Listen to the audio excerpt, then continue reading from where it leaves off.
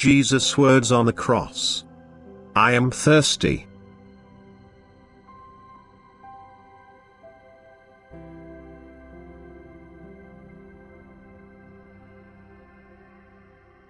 I thirst for your love. And when you remember the words I spoke on the cross, I am thirsty, you will know that it was not simply a physical longing, but that my soul was thirsting for my living creation's love. That the deity in the man Jesus spoke, since now the act had been accomplished when I was waiting for death on the cross. I thirsted for your love, which was to bring you back to me after I had redeemed the guilt of sin for you. For first you had to revive love in you in order to recognize and acknowledge me myself in Jesus Christ, and thus knew the reason for the act of salvation, for only love was able to reveal this knowledge to you, only through love were you able to recognize me.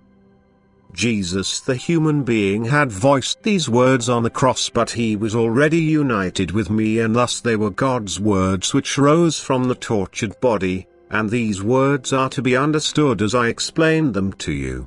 That the deity yearned for the love of its living creations.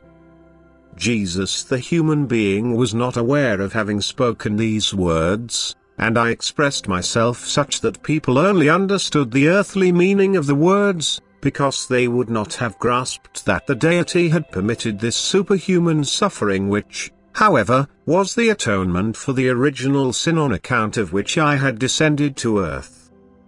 The reason for people's immense guilt was due to the fact that they had once rejected my love and had become heartless themselves. And I longed for the love of these beings, which Jesus' crucifixion returned to me, provided the being itself is willing.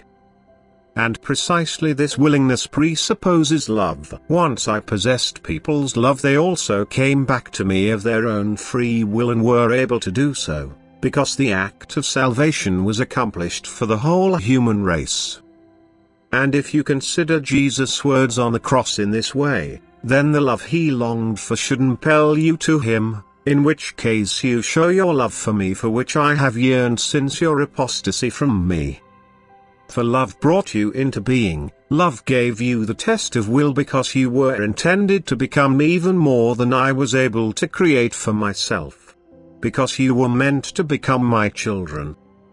My love pursued you into the abyss in order to help you come up again, and my love accomplished the act of salvation for you. And in return you should only grant me your love. You should love me with such depth of feeling which only a child can feel for its father. When I sacrificed my life on the cross for you, your guilt was atoned for and your return to me became possible. My sacrifice of love was able to ignite your love in you. You were able to recognize it as such, since you were no longer held captive in darkness, because I had brought light to you. My divine teaching of love, which showed you the path to me, and compliance with which signifies the retransformation of your nature into love, will subsequently result in your lasting unification with me, and thus also the fulfillment of my yearning for your love. Amen.